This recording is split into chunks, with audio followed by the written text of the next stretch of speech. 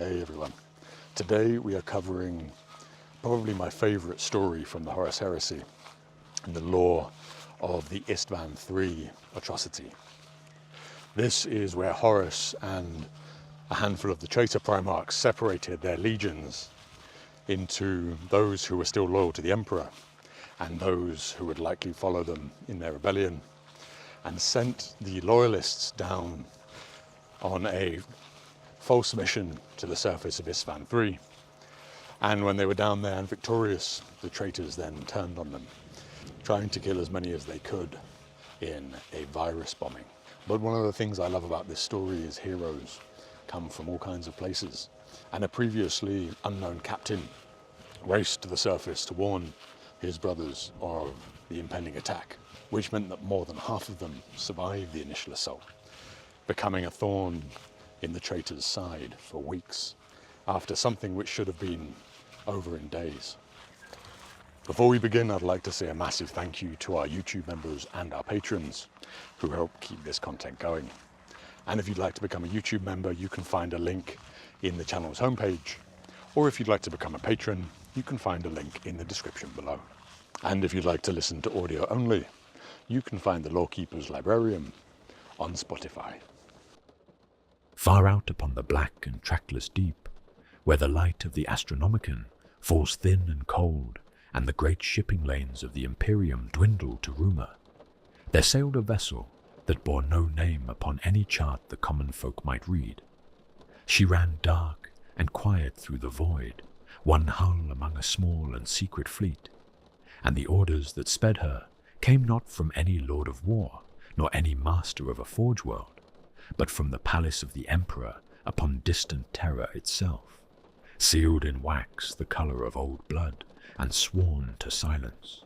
For this was the purpose of that fleet, whispered only in the highest and most shadowed chambers, to sail back along the ancient wounds of the heresy, to the worlds where brother had first lifted blade against brother, and there to gather up what the long millennia had not yet devoured. Broken war gear and shattered relics, the bones of dead machines and the ashes of dead truths, all the scattered fragments of that first betrayal which the Imperium had spent 10,000 years trying at once to remember and to forget. Deep within that ship, past the murmuring cogitators and the incense-fogged shrines where servitors droned their endless litanies, there was a small chamber that one man had made his own, and in it that man sat now amid the quiet of the ship's night cycle. He was a scholar, gone grey in the service of forbidden histories, and his quarters had about them the warm and cluttered comfort of a place long lived in. The lumen globe above his desk had been dimmed to a low golden glow, soft as candlelight, and it pooled gold across the scattered parchments and data slates and the worn leather of books that ought by rights to have been ash centuries ago. The air was close and faintly sweet, with the smell of sacred oils and old paper, and the resinous smoke of a single stick of incense burning low in a brass dish, its thread of grey rising and curling, and losing itself in the shadows of the vaulted ceiling. The sounds that reached him were the sounds of a great vessel at rest, and never wholly still. The bones of the hull creaked and settled about him like an old house in a winter wind. Somewhere far below, the plasma drives thrummed their ceaseless low note, a pulse he had long since stopped hearing, and would have missed at once had it fallen silent, for it was the heartbeat of the only world he had for now. Now and then a chime sounded softly in a distant corridor, or the muffled tread of a passing crewman drifted through the deck, and then was gone, and the quiet closed over it again like water. It was cold beyond the chamber, the deep abiding cold of the void that pressed forever against the hull, but here within it was warm, and the warmth was a small and stubborn thing, and precious for that. Upon the desk before him, set apart from the clutter in a cradle of dark cloth, there lay a fragment of scorched ceramite. It was no larger than a man's hand, Its edges melted and ran like wax and hardened again, its surface blackened by a fire that had burned out long before he was born. He had drawn it up from the dead reaches of a system whose name still made the faithful sign, the Aquila, and he could not say whose armor it had once been, nor whether the warrior who wore it had died loyal or died a traitor, for the fire that had taken it made no such distinctions, and neither, in the end, did the grave. He turned it slowly in his fingers in the amber light, feeling the cool weight of it, the roughness where the flames had chewed it, and he thought, as he so often thought, in the long quiet of the ship's night, of the men who had lived and died in the age this small ruin had outlasted. For it is one thing to read of a war in the dry accounts of those who came after, and quite another to hold a piece of it in your hand. The histories spoke of the heresy in the cold language of strategy and consequence, of legions moved and worlds lost, as though it had all been a game of regicide played by giants upon a board too vast for mortal eyes. But the ceramite in his fingers had once shielded a beating heart. Someone had buckled it on, someone had marched beneath it, and hoped and feared, and in the end had burned. And it was toward that truth, the truth beneath the truth, the small and human warmth buried within the grand and terrible tale, that the old scholar bent his labours now. He set the fragment down and drew a fresh leaf of parchment toward him, and in the soft gold light of his quiet chamber, with the great dark pressing all about, and the ship humming her endless song beneath him, he began to write of how it had all begun, of a world called Istvaan III, and of the day the long night fell. There is a mercy in beginnings that the ending never repays. When the ships of the 19th Legion first slid into the Istvaan system, 15 years before the sky above the city would fill with fire, no one aboard them imagined they were laying the first stone of a tomb that would swallow worlds. They came as liberators come, or as men who believed themselves to be liberators, which, in those brighter days of the Great Crusade, amounted to nearly the same thing. They came to bring a world into the light, and they did, and the light they brought would in time prove to be the light of a burning planet. The Raven Guard were Corax's sons, and something of their father lived in the way they made war. He was a quiet primarch, a creature of shadow and swift decision, raised in the darkness of a prison moon, and never quite warmed by the suns he later fought beneath. His legion moved as he did, preferring the unseen approach to the open charge, the severed head to the drawn-out siege. 800 companies answered to him, and they had reduced kingdoms and shattered Zeno's empires across the stars. And by the reckoning of the Crusade, they were among the finest instruments of compliance the Emperor had ever forged. When such an instrument was turned upon a single system, the outcome was not in doubt. Only the cost was ever in question, and the cost, at Istvaan III, was paid mostly in the blood of men who did not deserve the name of enemy. For the Istvanians were not monsters. This is the thing most easily forgotten, buried beneath everything that came after, and it deserves to be spoken plainly before the horror crowds it out. They were people. They had built their cities and sung their songs, and raised their children in the shadow of temples older than any memory they could name. And when the strangers descended from the void, demanding that they abandon all of it, a great many of them said no. Their soldiers were not a rabble to be scattered by the first sight of a space marine. They were professionals, disciplined and stubborn, drilled in the arts of war, and possessed of a courage that did not falter even when the impossible came walking toward them in ceramite plate. Confronted with the superhuman, with warriors towering over the height of a mortal man who shrugged off wounds that would have killed an ordinary soldier, they held their lines longer than anyone had a right to expect.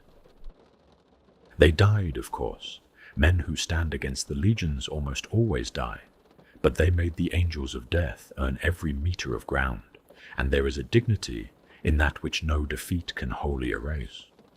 The resistance did not last, because resistance never lasted against the crusade at its height. The most defiant of the Istvanians, that faction who would sooner perish than kneel, were run to ground at last in the Redarth Valley. And there the Raven Guard closed upon them and made an end. One imagines it was quick. Corax's sons were not cruel by inclination, whatever cruelty the wider galaxy would later teach them. They killed cleanly, and they killed well, and when the valley fell silent, the back of the rebellion was broken. What remained of the old order understood then that the choice before them was no choice at all. A delegation came forward beneath the eyes of the Primarch and the massed companies of his legion, and they knelt in the dust as a beaten people kneel, expecting perhaps to be counted among the conquered forever. But that was not the way of it, or not yet. They knelt as enemies, and they were lifted up as brothers, which was the great and hopeful lie the young Imperium told itself in those years and half believed. The Istvanians had fought, and in fighting had shown themselves possessed of the very qualities the Crusade claimed to prize: courage, conviction, and the will to defend what they loved. So they were welcomed into the fold. They had made war against the Imperium, and now they were told that the imperial truth had prevailed, and that they too might carry it, and that their wisdom and their civilization made them fit partners for the countless other worlds being drawn, one by one, into the great human enterprise among the stars. They swore to accept the teaching. Whether they believed it or whether they simply understood the alternative, the histories do not say. Perhaps they did not know themselves. A conquered people learn quickly to speak the words their conquerors wish to hear, and to keep their true hearts folded away somewhere the strangers cannot reach. The legions did not linger. The crusade was a hungry thing, always moving, always reaching for the next unlit world, and warriors like the Raven Guard were far too precious to leave standing garrison over a pacified planet. What they left behind instead was a body of civilian administrators, teachers, and iterators and functionaries, whose task was gentler in appearance and in some ways more corrosive than any bombardment. They were to remake the Istvanians from within, to pour the imperial truth into them slowly, patiently, until the old ways withered for want of belief, and something new grew in their place. It was the same work being done on 1,000 worlds, and its architect on Istvaan was a man named Vardus Praal. Praal was, on paper, an inspired choice. He had been a soldier once, a major of the Lastran Rifles, and he understood the discipline of arms and the mind of the fighting man. But he had not remained a soldier. He had gone on to the courts of the Ultima Segmentum and made himself a career in the slower, subtler warfare of administration and politics. And by the time Istvaan needed a governor, he could point to a record both martial and civil, a rare doubling of talents that seemed to fit him perfectly for the delicate work of holding a newly compliant world together. He was given the writ of planetary governor.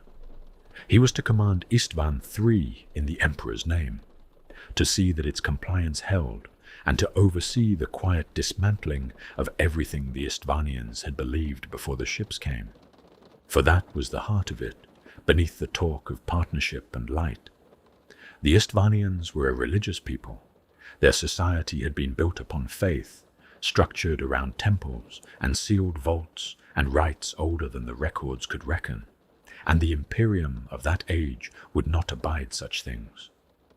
The Emperor's truth was a truth of reason and of atheism, secular and rational and cold, and it held that the gods men worshipped were phantoms at best and lies at worst, invitations to a darkness that reason alone could hold at bay.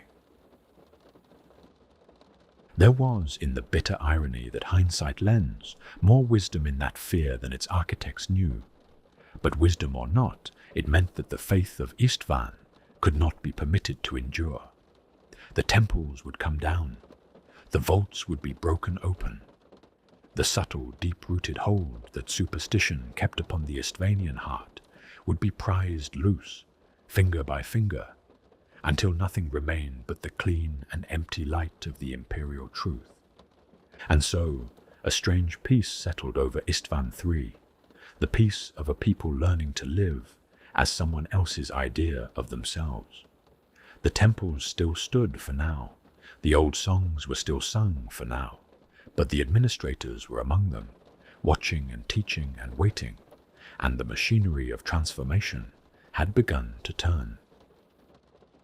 To the eyes of the Council of Terror, so impossibly far away, Istvaan was a success, one more tally in the endless ledger of the Crusade, a world brought from darkness into the fold and left to ripen. They could not see how thin the peace truly was. They could not feel the resentment banked beneath it, like coals beneath ash, nor sense how much depended upon the temperament of a single man, and the fragile good faith of a people who had knelt because they had been given no other choice. This is the thing that ought to be understood about compliance and about all the bright certainties of that age. It was never as solid as it looked. A world could be conquered in a season and would carry the wound of that conquest for generations. A people could swear an oath and mean it, and still feel the old faith stirring in them when the nights grew long and the strangers pressed too hard. Everything that the Imperium built upon Istvaan III, it built upon sand, upon the assumption that reason would triumph, and gratitude would take root, and the past would loosen its grip, if only enough temples came down.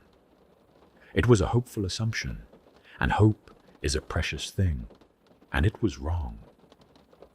15 years is not so long, long enough for a governor to grow strange in his distant office, for warp storms to gather and cut a world adrift, for banked coals to find at last the air they needed, long enough for a world brought into the light to remember the dark, and reach for it, and find something reaching back. The galaxy is not kind to those who would keep hold of one another across the dark between the stars. Men speak of the Imperium as though it were a single thing, a body of worlds bound tight by the will of the Emperor, but the truth is more fragile than that. What binds those worlds is a thread of light and thought stretched impossibly thin across gulfs that swallow whole fleets without a trace. And that thread can fray, and it can break, and when it breaks, a world may find itself as alone as the first men who ever looked up and wondered whether anyone was looking back. The warp storms were already gathering when Corax left the system, already troubling the passage between Istvaan and the Imperium's beating heart. In the years that followed, they worsened. They rose like a tide against the fragile business of astropathic communion until the messages that had once passed between Istvaan and the wider crusade grew halting, then rare, then ceased altogether. There is a helplessness in that kind of loss, no enemy to fight, no wall to hold, only the growing certainty that your words are no longer reaching anyone, that the great and watchful Imperium you swore yourself to has become a rumor and a memory, and can neither hear your voice nor lend you aid. The administrators left behind on Istvaan found themselves adrift, marooned upon a world that resented them, cut off from every authority that might have guided or restrained them. And into that isolation, that slow, suffocating quiet, the darkness that had been waiting in the Istvanian heart began at last to move. It is easy, and perhaps comforting, to imagine that Vardus Praal was simply a wicked man who had hidden his wickedness well. The truth is harder and sadder than that, and less certain, because so much of what befell him is lost. What is known is that the governor set about his task with a heavy hand once the silence closed in. He ordered his garrison to tear down the temples in earnest, to breach the sealed vaults that the Istvaanians held most sacred, to pry open the ancient places and drag the old faith into the light and end it. Perhaps he believed he was doing the emperor's work. Perhaps, cut off from all oversight, he simply reached for the surest tool he knew and pressed too hard. But a people can only be pushed so far before something in them breaks, and the Istvaanians had been pushed for 15 years, and now their governor was breaking open the last holy places they had left. What he broke open, in the end, was not only the vaults. Something turned in Vardus Praal, whether it came from within the sealed places he violated, whether some ancient influence had lain waiting there for exactly this, whether the isolation and the pressure simply unhinged him, no record can say for certain. But the man who had been sent to extinguish the old faith became its champion. He did not merely permit the rebellion, he led it. The governor appointed by the emperor's own writ turned upon everything he had been charged to uphold, and the Istvaanians, so long resentful and afraid, rose behind him. The imperial government that had held the world in a fragile peace collapsed almost overnight, and in the planetary capital, in the great proto-hive, the Istvaanians called Krai Vanak, and the Imperium had named the choral city for the strange singing that echoed through its spires. The streets ran red. The non-believers were dragged out and slaughtered. Those who had carried the imperial truth, who had taught it and administered it and lived by it, found themselves the hunted now, and the same courage the Istvaanians had shown against the Raven Guard was turned to a darker purpose. A world that had been brought into the light with such hope had reached back into the dark, and the dark had answered, and it had put a crown upon the head of a man who no longer belonged to the Imperium at all. And no one knew. A whole world had fallen into madness and blood and open revolt, a world governed in the Emperor's name, and the Imperium of man went about its vast and endless business, with no notion that anything was wrong. The storms saw to that. The same silence that had marooned the administrators now hid their murder. Istvaan screamed, and no one heard, because the very medium by which one world might cry out to another had been choked to nothing by the warp. For years the world burned in its private hell, unmarked, unmourned, and unavenged, and the great machine of the crusade rolled on without it. And the men and women dying in the choral city might as well have been dying on the far side of the universe for all the difference their suffering made to anyone who could have helped them. It was chance, in the end, that lifted the veil, if chance is even the right word for anything in a galaxy so haunted. Far out on the edge of explored space, near a place called Neo-Geddon, a patrol ship of the Death Guard drifted at the outermost margin of its Legion's fleet, and there, faint and failing, it caught something. A whisper in the astropathic dark, a message flung out from Istvaan long ago, half drowned in the roar of the storms, garbled almost past all sense by the distance and the years it had travelled. But its heart came through. The people of Istvaan III had risen in religious rebellion. The imperial government had fallen. Vardus Praal had turned traitor, and worse than traitor, for the fragments spoke of him as something changed, something no longer wholly a man, a mutant perhaps, or a psyker, wielding powers no loyal servant of the Emperor should possess. The blood of non-believers was running in the streets of the choral city. That much survived the crossing. That much reached the ears of the Imperium at last. But how old was the wound by then? That was the question no one could answer. The message had crawled across the void for years before it was caught. The most hopeful reckoning put it at 2 years old already, the grimmest at 6, and there was no way to close the gap between them. 2 years or 6, and in either case, the thing described was not the thing that was. Whatever the fragments spoke of had already happened, already curdled and grown and changed in ways no distant listener could guess. The coral city the message described might no longer exist. The rebellion might have burned itself out, or hardened into something far worse, or spread. Vardus Praal might be dead, or ascendant, or transformed into something the words could not begin to capture. All the Imperium held was an old echo of a scream, and there was no way to know what had become of the throat that made it. This is how truth dies in the dark between the stars, not in a single betrayal, but in slow degradation, in distance and delay, and the patient erosion of the void.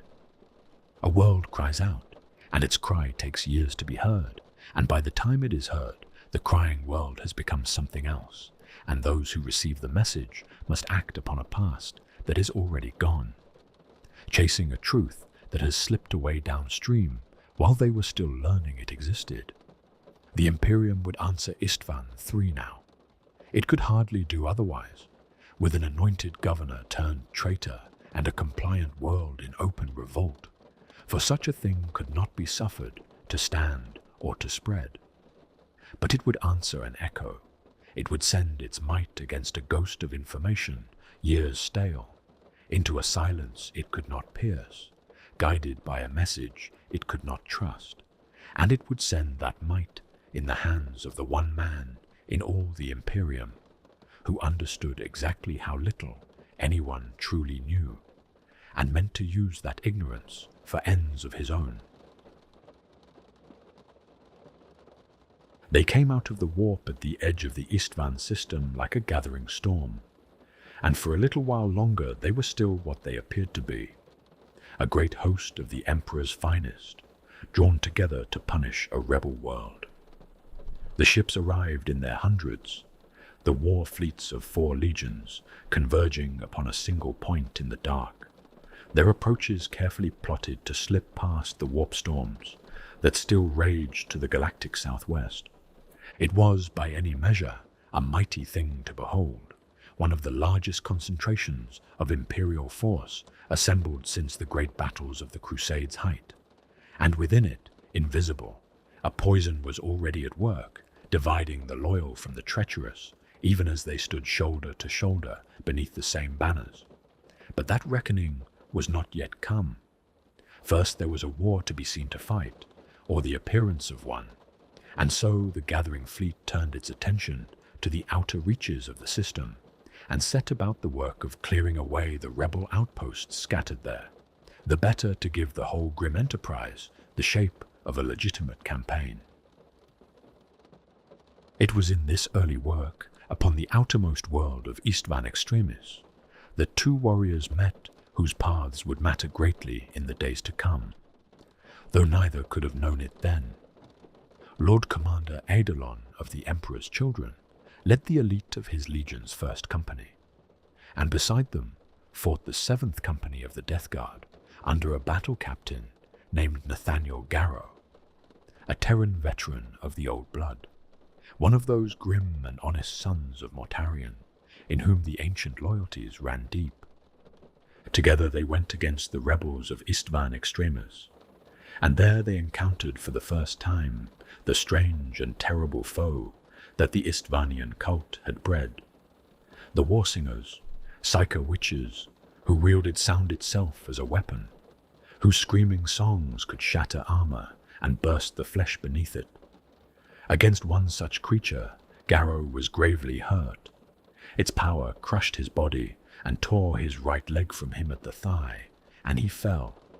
And by every reckoning, he should have died there on that cold outer world, at the very threshold of the greater tragedy to come. That he did not die was owed to the ministrations of the Emperor's Children's chief apothecary, a man named Fabius, whose hands even then were among the most skilled in all the legions, and whose name would one day become a byword for horrors he had not yet begun to commit. He saved Garrow. He drew the battle captain back from death, and made him whole enough to fight again. and there is a strange and awful mercy in that, for the Garrow who was saved upon Istvaan Extremis would live to carry a warning that changed the course of everything. The threads that bind these events are so fine and so cruel. A traitor's apothecary saves a loyal man's life, and that loyal man survives to strike the first blow against the traitor's design. Neither of them knew what they were setting in motion. They simply did what warriors do, one falling and one healing, in the ordinary course of a war that was not what it seemed. But it was Eidolon, in the saving of that same fight, who revealed the thing that ought to have frozen the blood of every honest warrior who witnessed it.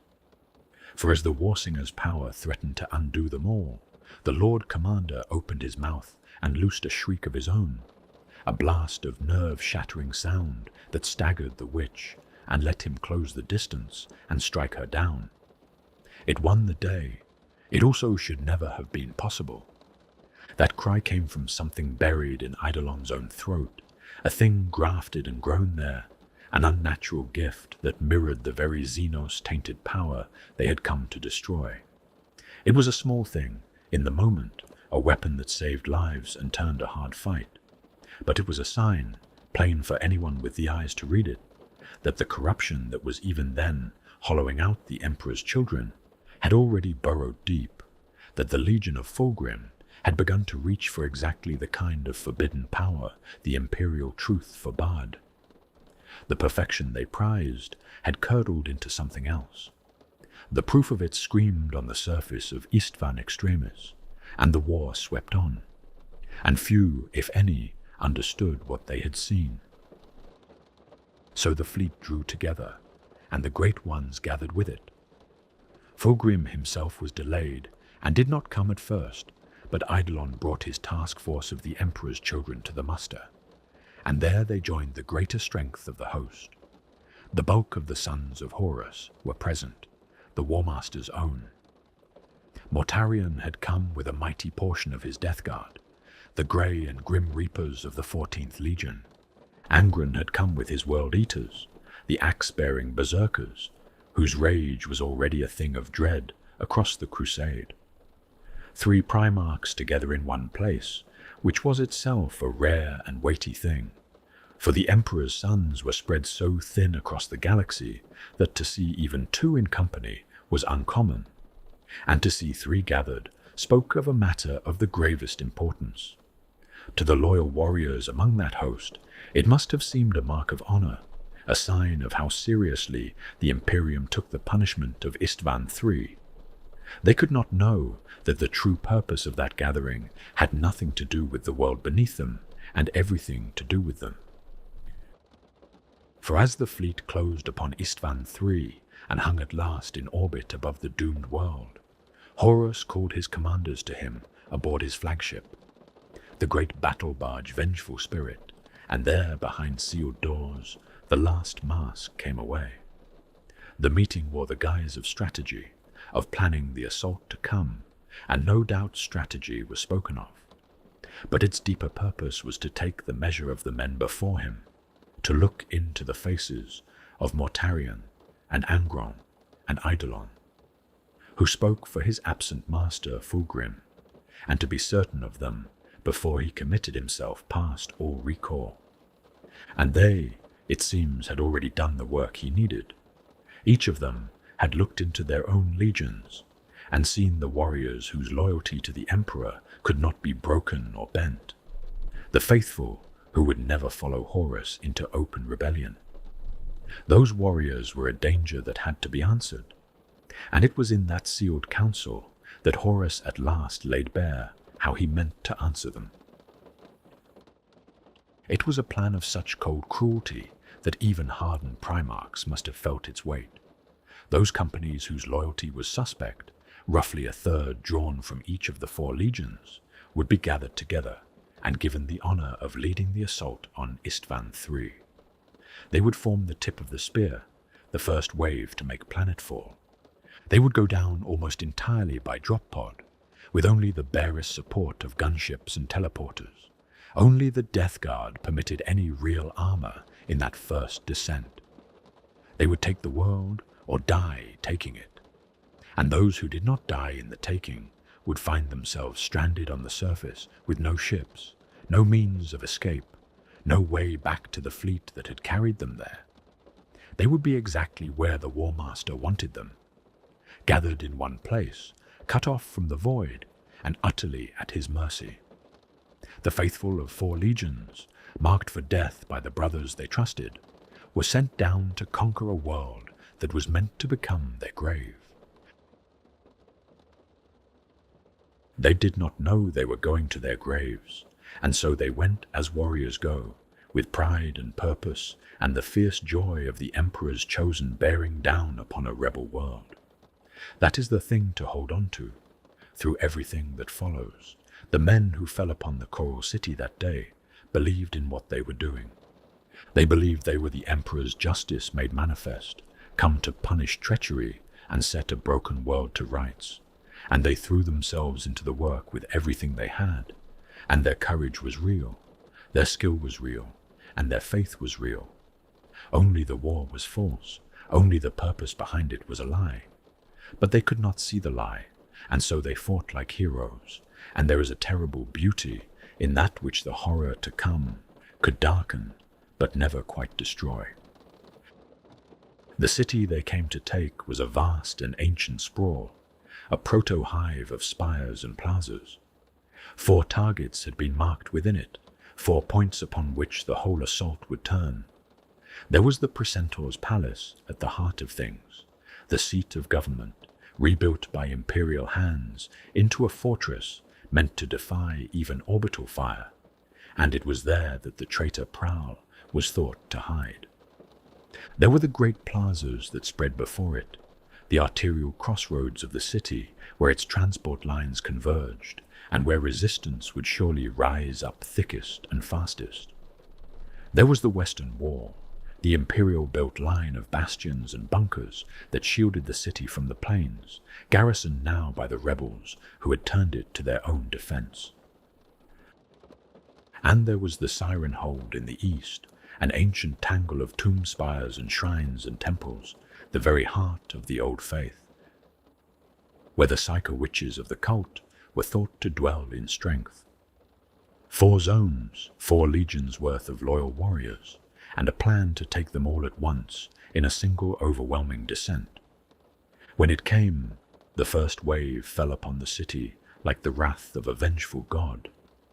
The sky filled with drop pods, thousands of them, screaming down through the atmosphere, trailing fire, and they struck the city like a rain of iron hammers, each one cracking open to disgorge its cargo of armored warriors into the heart of the enemy. From orbit the great ships spoke, their lance strikes stabbing down to shatter ground targets across the surface, sweeping the skies clear so that no defender could contest the descent. The resistance was fierce, fiercer by far than anything the Raven Guard had faced when they first brought the world to compliance. For these were rebels fighting for their gods and their homes with a fanatic's abandon. But against the massed might of the legions, even such desperate courage could only buy time. And the warriors of 4 legions came down into the burning city and set about the work they had been sent to do. Against the Western Wall came the Death Guard, and they came as the Death Guard always came, implacable and unhurried and utterly without fear. The rebels who held that line were no rabble. They were the remnants of an imperial garrison turned traitor, armed with imperial weapons taken from their own stores, dug into trenches anchored with mortar nests and autocannon in interlocking fields of fire, and they had heavy tanks hidden in concealed emplacements that came rumbling up to meet the assault. But Mortarion's sons dropped down right inside the killing zone, so close that the defenders' artillery fired blind over their heads, and then they went to work. Terminators and heavy support squads toppled the gun towers and smashed their way into the bunkers. Tactical squads stormed the trenches one after another and swept them clean of life with methodical, merciless volleys. Gunships roared in low to drop tanks against the bastions, and the great walls that had stood proof against rebellion crumbled at last. Running like molten wax were the god machines of the Legio Mortis, strode up from the plains and turned their vast weapons against the granite. Stone that had been built to defy an uprising melted before the fury of the Titans, and the western defences were left in smoking ruin. Into the plazas came the World Eaters, and they came like a meteor storm made flesh. They struck the open ground before the palace in a great crashing wave of drop pods, and where they landed, they killed, and there was little more to it than that. Thousands of them poured out into the colonnaded plazas and fell upon the garrison troops there, overwhelming them in a tide of howling violence, cutting down hundreds in the first minutes, spreading out like a swarm of devouring things across the shattered stonework. The din of it rose above the whole city, a roar of screams and battle cries and thunderous bolter fire, and the endless growling of chain blades biting into flesh. This was the war Angron's sons were made for, the close and bloody butchery, and they gave themselves to it wholly, carving their way through everything that stood before them in the plazas at the city's heart. And into that same chaos, aimed like a hunter's bolt at the precentor's palace itself, came the emperor's children. The palace had been built to resist a direct assault, its defences layered and cunning, its walls proof against ground attack. So the emperor's children did not attack the walls. They came down on top of them, with a precision of landing that few legions in all the Imperium could have matched. They dropped directly onto their target, clustering around its entranceways and admission halls, already inside the outer defences before the defenders could bring them to bear. Then they fought their way in, from a score of points at once, driving through fierce resistance into the body of the palace, while above them dreadnoughts tore open the domed roof, and legionaries burnt new paths inward with their melter guns. It was a display of exactly the swift and exacting perfection that the Third Legion prized above all things. Turn now to the storming of a traitor's stronghold, cutting toward the man they believed sat at its heart. But the hardest fighting, the strangest and most terrible, fell to the sons of Horus in the east, where the Siren Hold waited. It was a vast and ancient place, a scatter of great conical tomb spires, rising hundreds of meters into the air like the smokestacks of some drowned ocean world. And it was here that the true power of the Istvanian cult revealed itself.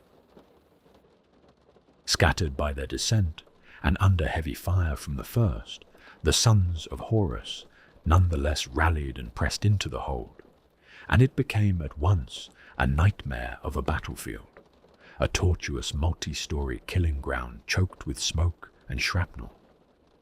And here the war-singers came against them in strength.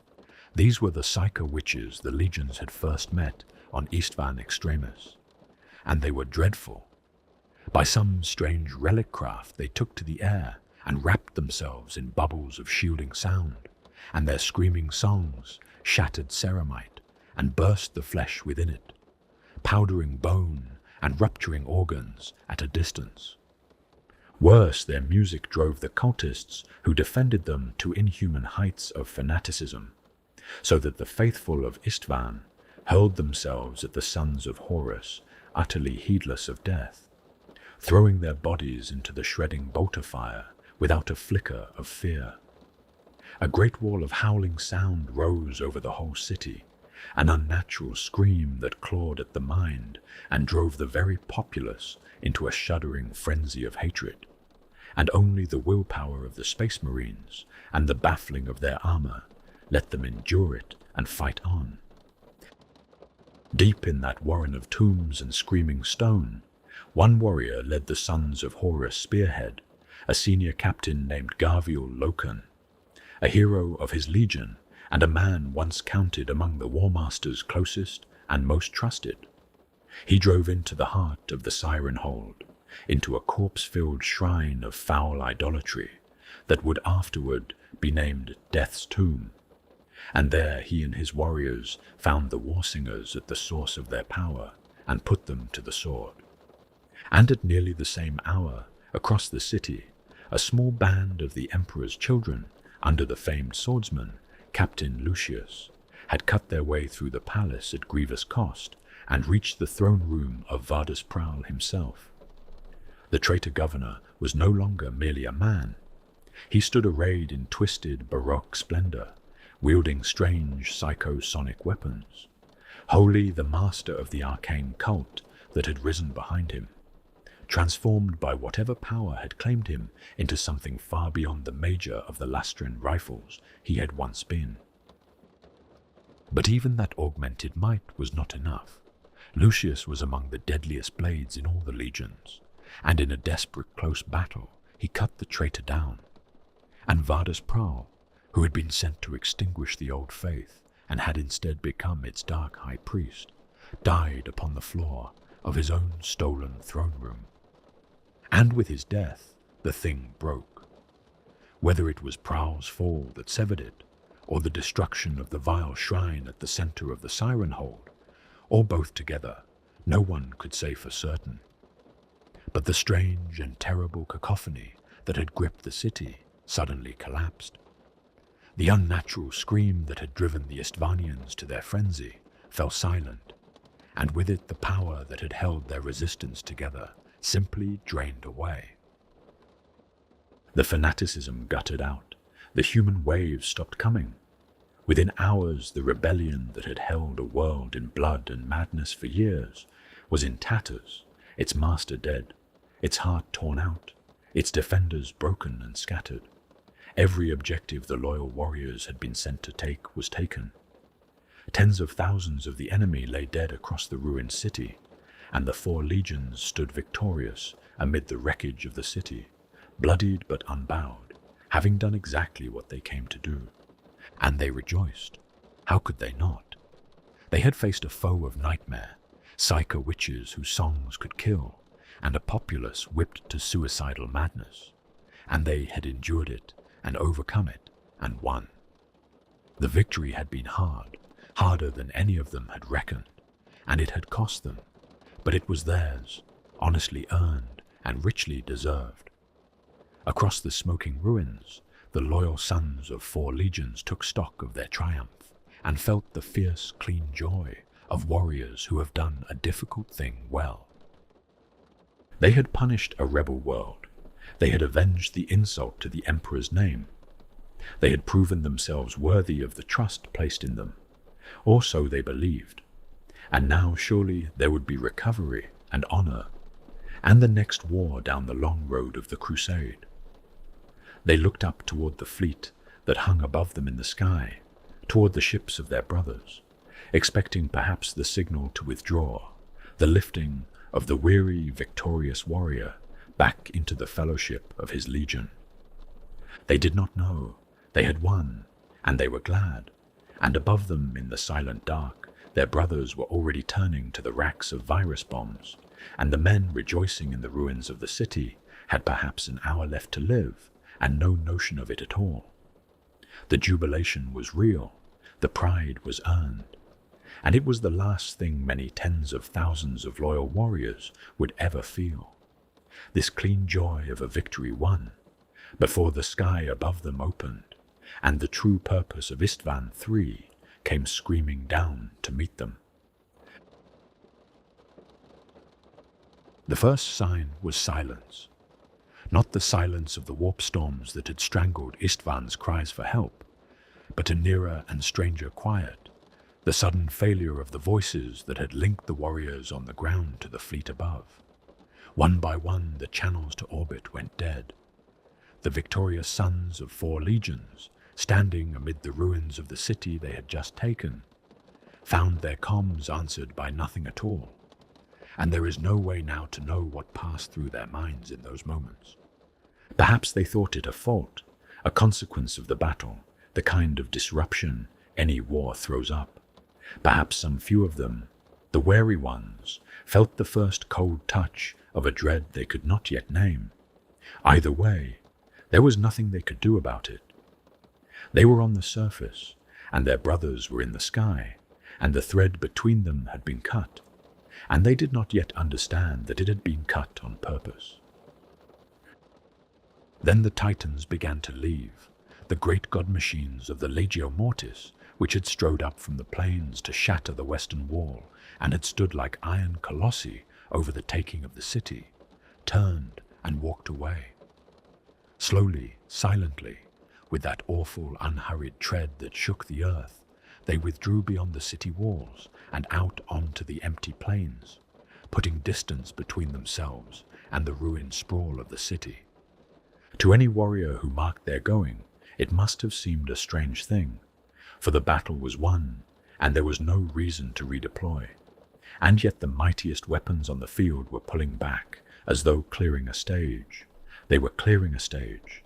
The Titans knew what was coming, and they were removing themselves from the reach of it, and the loyal warriors left behind in the city had no such warning and nowhere to go.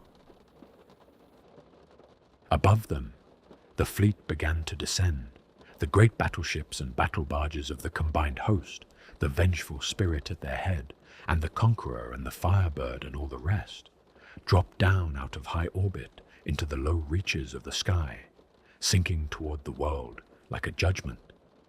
And then the bombardment began.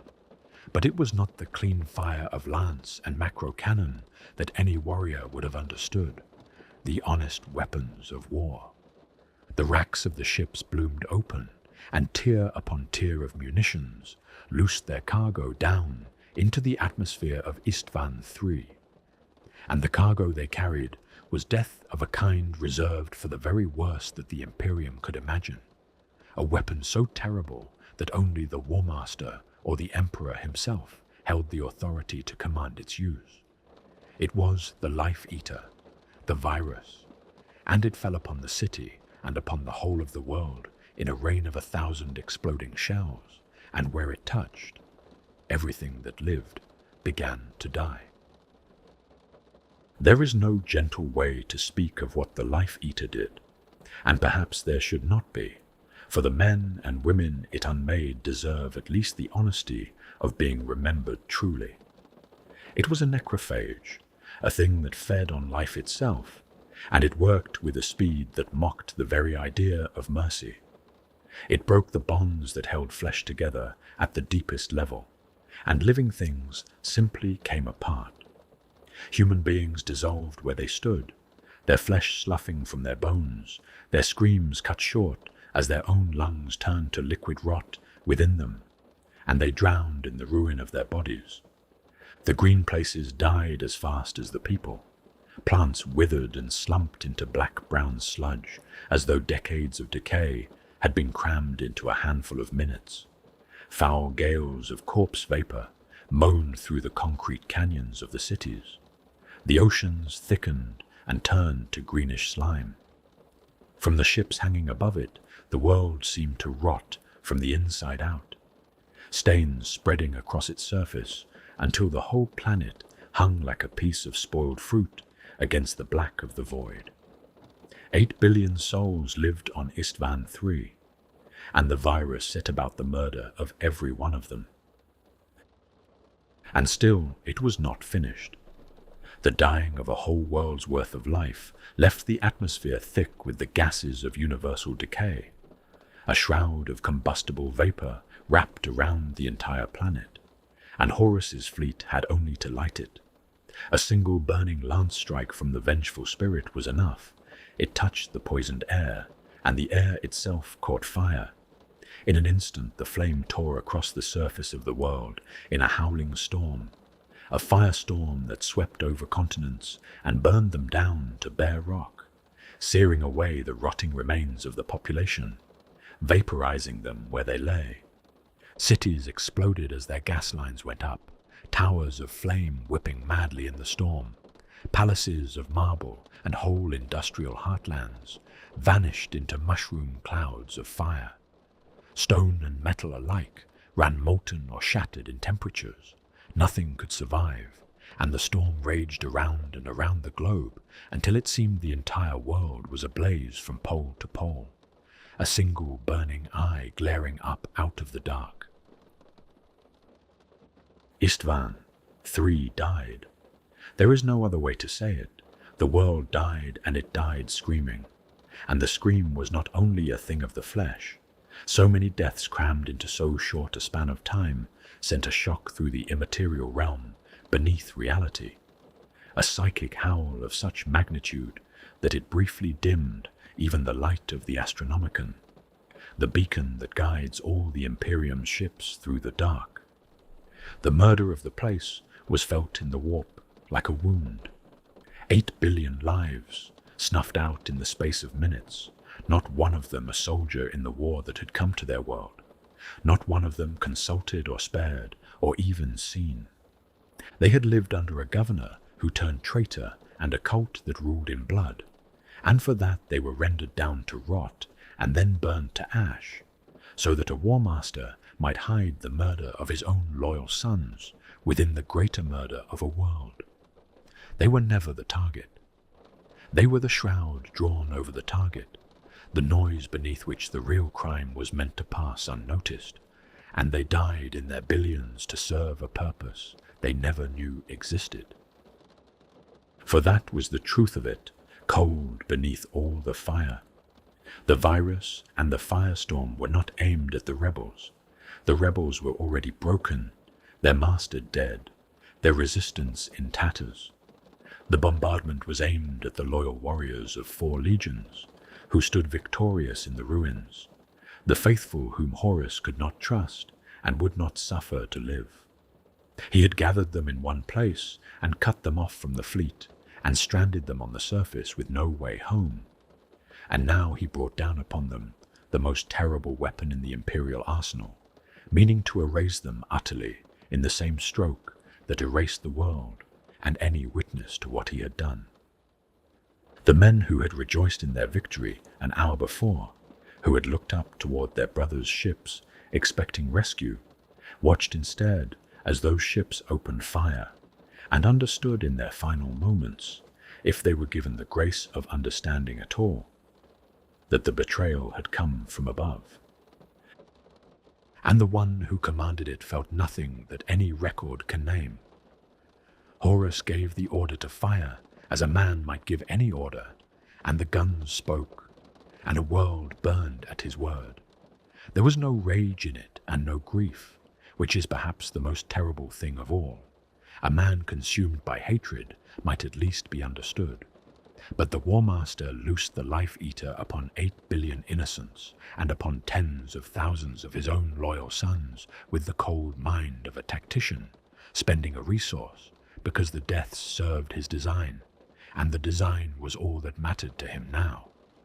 When the echoes of the bombardment had faded from the decks of his flagship, billions were dead, and Istvaan 3 was a dead and burning cinder, and Horus had at last openly defied the Emperor and set his hand to the thing there could be no turning back from.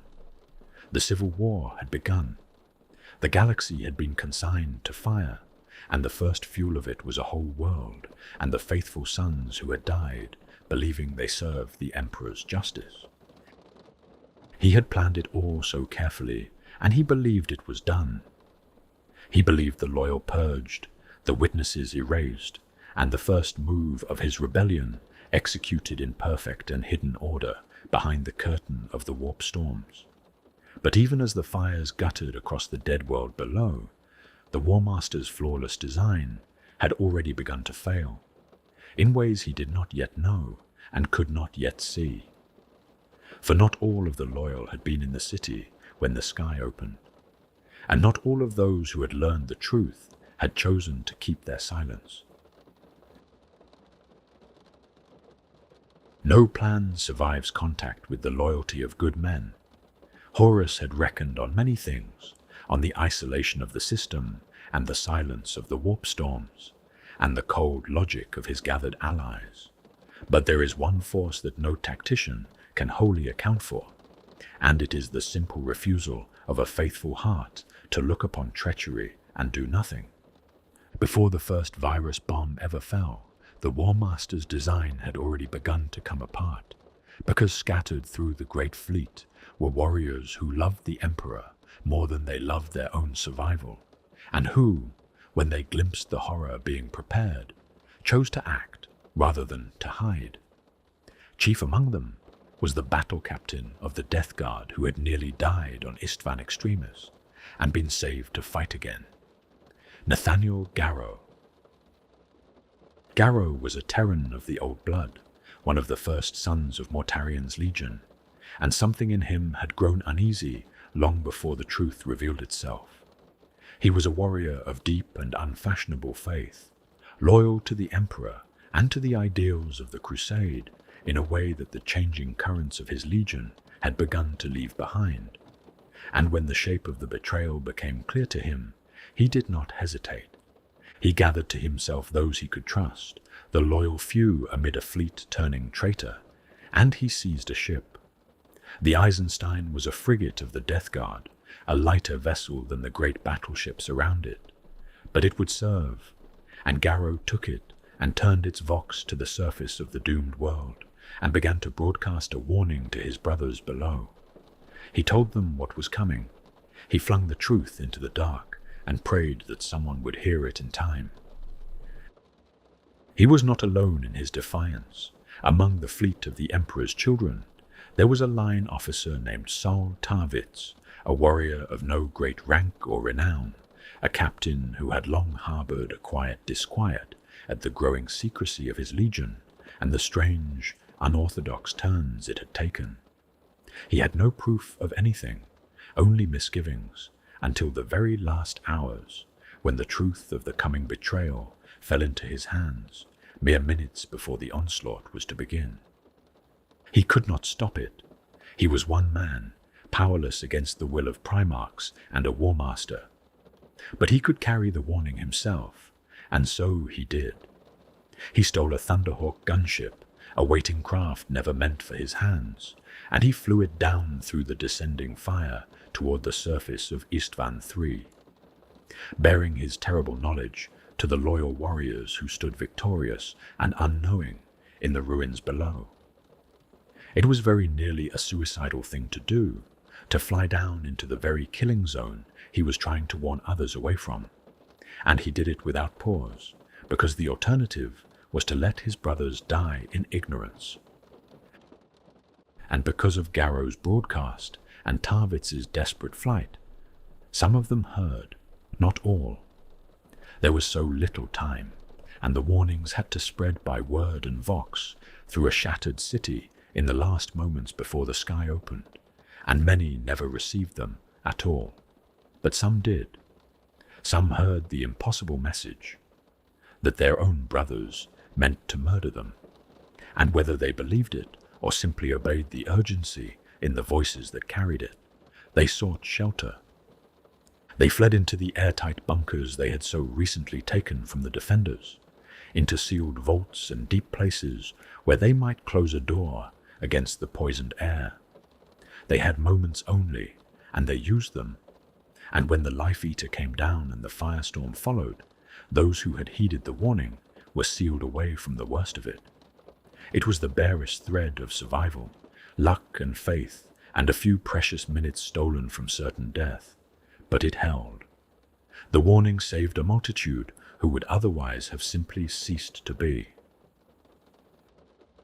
In orbit, meanwhile, the betrayal was not the clean and total thing that Horus had intended, for the massacre in the fleet met resistance the War Master had not fully reckoned on. It was not only Space Marines who were marked for death among the ships. There were mortals in their thousands caught up in the great vessels of the host, human soldiers of the Imperial Army, support staff and functionaries, the iterators whose task was to carry the Imperial truth, and all manner of ordinary men and women who served the Crusade in ways that had nothing to do with treachery. When the loyal Astartes were turned upon, these too were set upon by the traitor legionaries in their midst, cut down as inconvenient witnesses to a crime that was meant to leave none. But the mortals did not all die meekly. Underestimated by the superhuman killers who had turned on them, they fought back with a stubbornness that surprised their betrayers. And where they could not fight, they fled into the vast bowels of the ships and had to be hunted down at length. And some of them, in their flight, turned to sabotage and made the traitors pay for every corridor. It was a small defiance against an overwhelming force, but it was defiance, and it slowed the machine of murder and marred the perfection of the purge. Across the fleet, in scattered pockets, the loyal made their stands, and though most were doomed, they were not meaningless. There was a torpedo monitor that remained in loyal hands through the bombardment, and rather than flee, it turned its guns upon the traitor warships, hurling itself into a hopeless fight to interdict the murder of the world below. It destroyed several escort vessels and struck real damage into one of the great battleships before it was torn apart. A small ship spending itself utterly against impossible odds, because the men aboard it would not stand by and watch. There was a vessel of the Mechanicum that had joined the fleet late and had no part in Horus's plans, and it refused the order to surrender and had to be shot down at real cost to its attackers, its burning hulk falling into the flames that were consuming Istvaan III. And aboard a heavy cruiser called the Sunstone, the sworn lifeguard of a high representative of the Council of Terror turned what should have been a swift and simple murder into a frantic, deck-by-deck battle for the ship. So fierce a struggle that the vessel was ultimately torn apart by a catastrophic detonation. Its fate uncertain, but its defiance total. Everywhere the loyal died, but everywhere they made their dying count for something, and the sum of all those small stands was a betrayal that failed to be as clean or as secret as the War Master had needed it to be. But of all the defiances of that terrible day, the greatest was the flight of the Eisenstein. Garrow knew that broadcasting a warning was not enough. The truth of what had happened here had to reach Terra, had to reach the Emperor himself, or the whole galaxy would fall to Horus's treachery unwarned. And so, his warning sent, he turned his stolen frigate toward escape. But a lone light frigate could not simply outrun the massed capital ships of the traitor fleet, and Garrow's people knew it. They resorted to cunning, feigning a malfunction in one of the ship's generators, the kind of fault that would give a warship reason to drift back from the main formation, lest it endanger the others, and by that ruse they edged the Eisenstein toward the rear of the fleet pattern. But such a deception could not last past the moment they lit their main engines and ran. And when they ran, the pursuit came. Callus Typhon, first captain of the Death Guard, aboard the mighty battleship Terminus Est, had grown suspicious when he received no word from a subordinate who should have answered him, a man the Loyalists had already slain aboard the Eisenstein. Typhon gave chase, and the great guns of his battleship raked the fleeing frigate as it sped past, and the Eisenstein took fearful damage. It limped away from the dying world, crippled and bleeding, its astropaths dead, its lone navigator mortally hurt, all but incapable of the interstellar communion or the safe passage through the warp that reaching Terra would require. By every reasonable measure, the ship was finished. But Garrow would not surrender it. Rather than let his people die within reach of escape, he ordered a blind jump into the warp, a desperate leap into the immaterium, with no navigator to guide it, and no certainty of ever emerging.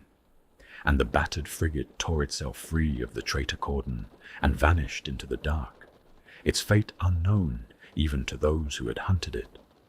That single act would change everything. Horus had built his whole design upon secrecy, upon the certainty that the murder of his loyal sons would stay buried behind the storms, until it was far too late for anyone to answer.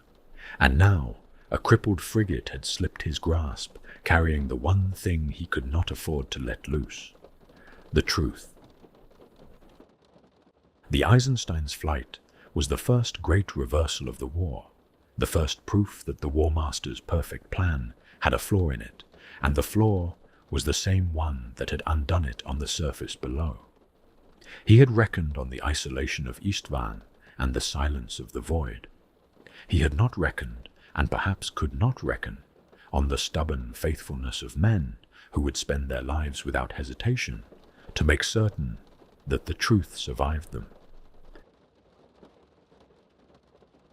When the fires had done their work and burned themselves low, the fleet turned its instruments upon the corpse of the world it had made, expecting to read there the confirmation of a task completed. The surveyor sweeps reached down through the ash and smoke. The Auspex beams probed the dead surface, and what they were meant to find was nothing at all. A lifeless cinder, scoured clean, every warrior who had stood in the city rendered down to rot and then to ash. That was the design. That was what the virus and the firestorm had been unleashed to accomplish.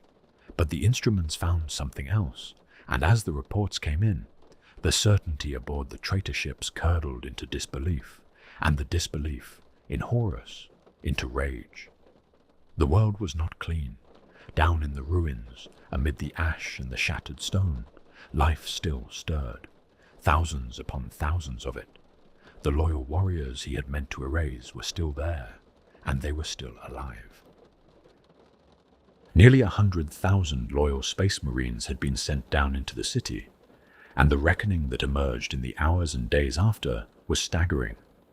Perhaps 2/3 of that first wave had survived the unsurvivable. They lived because of the warnings. Garrow's broadcast and Tarvitz's desperate flight had reached enough of them in time, and those who heard had thrown themselves into the sealed bunkers they had so lately captured, into the deep vaults and the kilometers of catacombs threading beneath the siren hold, into the storm-proof bastions of the precentor's palace. They had trusted to luck and to training, and to the sealed integrity of their armor, and to the sheer resilience of the Emperor's design in their flesh. And against all reason, it had been enough. The firestorm had raged over their shelters and passed, and when it gutted out, they were still there, sealed away in the dark of a murdered world, alive and betrayed and beginning, slowly to understand exactly what had been done to them. There is a kind of anguish that has no bottom, and it belongs to the warrior who learns that his own father meant to kill him. These were not defeated men. They were men who had won a hard victory and then been repaid for it with annihilation, whose own primarchs, whose own brothers, had turned the most terrible weapon in the Imperium upon them without warning and without mercy. As the survivors clawed their way back toward the surface and found one another in the ruins, as the Vox crackled back to life and carried their voices across the dead city, the enormity of it broke over them. Some were driven half to madness by it, by the simple, impossible fact that the men they had loved and served had murdered a world to be rid of them. But madness was not the only response, and in the eastern sectors, among the sons of the 16th Legion, something else rose up instead, a cold and burning refusal to die as the War Master's men. For the sons of Horus who had survived would be sons of Horus no longer. Their leader was Garviel Loken, the captain who had fought his way into Death's tomb and put the war singers to the sword, a hero of his legion, and once a member of the War Master's own inner circle of trusted advisors. He had been marked for death like the rest, betrayed to the surface and left to burn, and now he rose to become something more than a captain. He gathered the survivors to him, and together they made a decision that was as much an act of grief as of defiance. They would not carry the name of the traitor who had murdered them. They stripped the heraldry of the sons of Horus from their armor, defaced the marks of the War Master they had once been proud to bear, and reclaimed the older name, the name the Legion had worn in brighter days before Horus took it for his own. They were the Lunar Wolves once more, soldiers of the Emperor, and for the Emperor they would fight. And if it came to it, they would die gladly, so long as they died loyal. It was a small thing and a vast thing at once, the changing of a name, but in it was the whole of their defiance, and it steadied them, and it gave them something to be in the ruin of everything they had been. But it was not the lunar wolves who would force the first open battle on the ground. That was the work of a primarch's fury, and the primarch was Angron. When word reached the fleet that the loyalists yet lived, Horus meant to answer it methodically, to order a second bombardment and finish with conventional weapons what the virus had failed to complete. But Angron would not wait. Whether he was simply goaded past endurance by the defiance rising from the surface, or whether, as some have suggested since, he meant to grant those who had once served him the honor of dying by his own hand, rather than under an impersonal orbital fire, he took the matter out of the War Master's hands entirely. Against orders, the Primarch of the World Eaters descended to the surface of Istvaan III, and he did not go alone.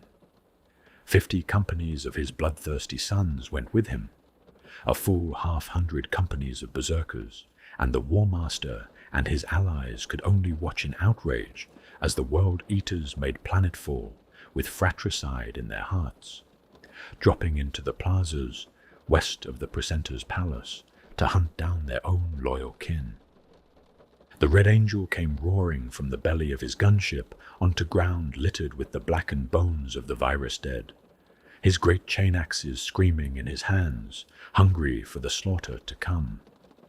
He was a terrible thing to behold, a monster of dark myth made flesh, and behind him his world eaters formed up in a great arrowhead of pale ceramite, driven to a killing frenzy by the cruel implants buried in their skulls.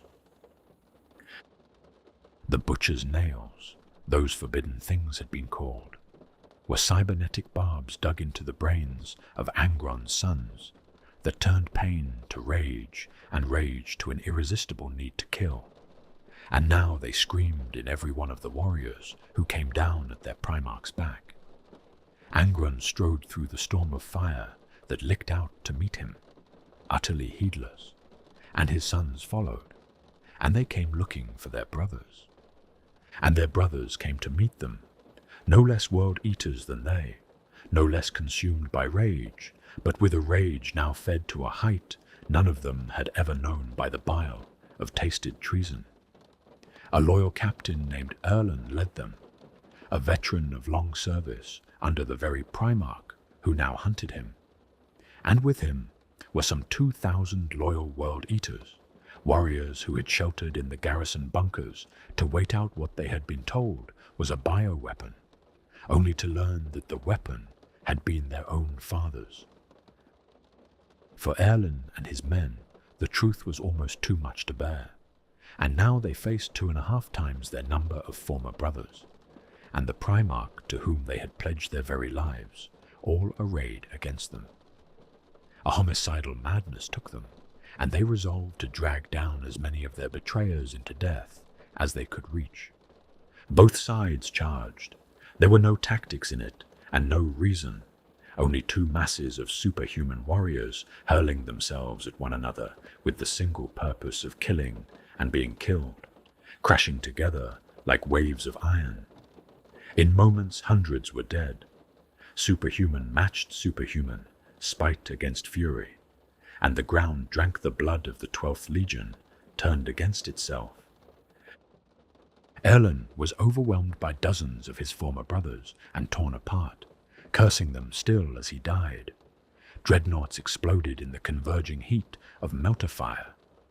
And in the carnage of that plaza, a bitter truth was born that would define the whole of the war to come. That when Astartes fought Astartes, the old imperial logic of battle no longer held.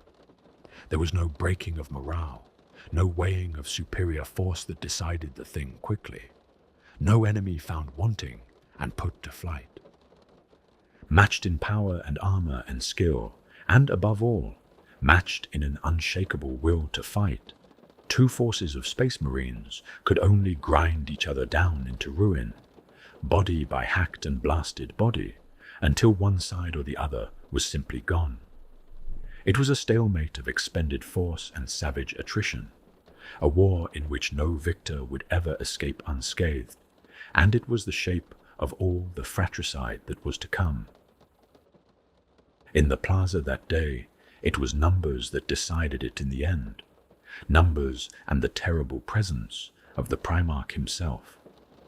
Angron was a machine made for killing, an engine of destruction that careened back and forth through the press of armored bodies, shrugging off blade strokes and bolt shells as though they were insect bites, roaring his challenges and calling out the names of the worthy dead his axes reaped.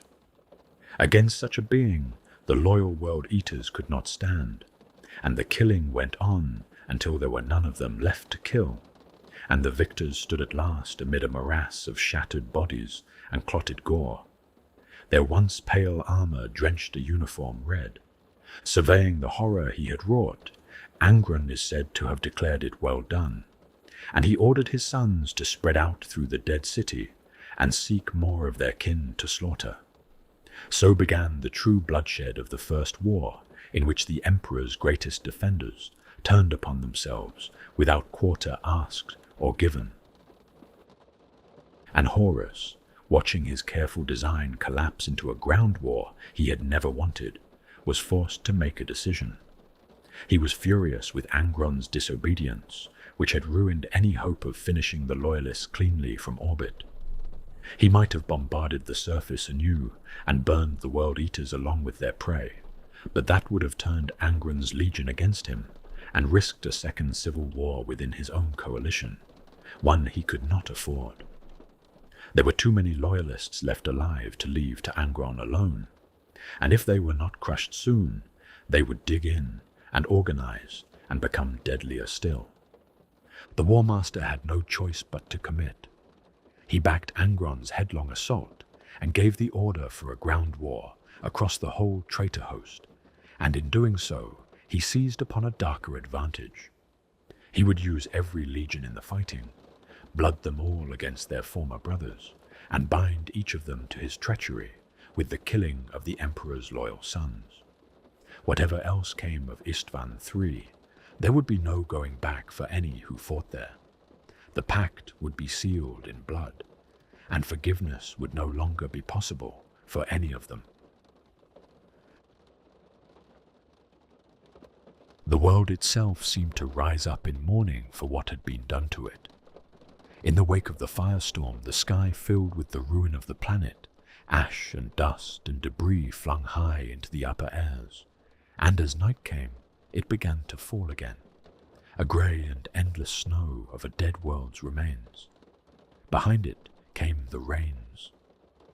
The dying heat of the murdered planet birthed vast storms that spanned continents, hurricanes that drove torrents of still-hot ash through the ruined canyons of the city, lightning that played havoc across every frequency, and winds that howled through the tombstone spires and the shattered habitation blocks.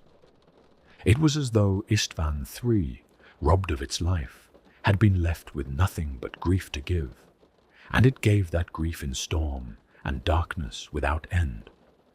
And in war, those storms changed everything. Flight became all but impossible. The surface was cut off from the fleet above, the great advantage of orbital supremacy blunted to nothing, and the traitors found that the murder of the world had handed the survivors the one thing they most needed, a battlefield where the attackers' strengths meant little and the defenders meant much. For this was the cruel irony that Horus now had to swallow. The virus bombing meant to be the swift and total end of the Loyalists had accomplished nothing but the slaughter of billions of innocents, and the transformation of the place into a hellscape of rubble and ash and storm. And that hellscape favored the hunted over the hunters at every turn. A city reduced to broken stone is a fortress for those who know how to fight in it. At the heart of the Loyalist defense stood the Precentor's palace, and it stood because of two things above all: a captain and a dreadnought. Saul Tarvitz, the line officer who had flown his stolen warning down through the fire, had transformed himself into the anchor of the whole loyalist resistance. He and his warriors held the great granite bulk of the palace against everything the traitors could throw at it, and it was the traitor Emperor's children, under Lord Commander Eidolon, who threw themselves against it hardest and failed most bitterly. Eidolon had assumed he would find a broken and disorganized rabble of survivors, and he had assumed wrongly. His columns came under withering fire before they even reached the walls and were hurled back, leaving wrecked vehicles strewn in their wake. His attempts to push infantry through the ruins foundered on hastily built redoubts and well-laid ambushes. Again and again, the traitors of the Third Legion came against the palace their own loyal brothers held, and again they were bloodied and repulsed, their arrogance answered with tactical excellence and implacable resolve. And with the loyal Emperor's children fought the ancient Rillinar, a dreadnought of the Third Legion, an interred hero of ages past. And to the defenders, he was something more than a war machine. He was a living icon of everything the traitors had cast aside, of the honor and the glory the Emperor's children had once embodied before their fall. Many times in the long defense he was thought destroyed, only to rise again from the rubble and speak once more with his weapons, punishing those who had betrayed the very name they still bore. Around him and around Tarvitz, the loyalists gathered their strength, reinforcing the palace with weapons and vehicles salvaged from Eidolon's own failed assaults, turning the traitors' losses into their own gains, and the great shell-shot edifice held. To the east, in the tangled cemetery warren of the Siren Hold, the Lunar Wolves under Loken made their own kind of war. They did not have the numbers to hold a fortress in the manner of the palace, and so they did not try. Instead, Loken, who had risen from captain to general in the ruin of his legion, wove a defensive movement and cunning, a mobile campaign of counter-thrusts and hit-and-run strikes through the maze of tomb spires he had made his killing ground. His warriors struck and vanished, appeared where they were not expected, and were gone before the traitors could close upon them. And by this constant motion, they denied their former brothers the encircling tactics the legions had been built to use. Loken had once been of the War Master's inner circle, and had known the mind of Horus as few others did. And now he turned that understanding against the men he had once called kin, and the Siren Hold became a place the traitors learned to dread.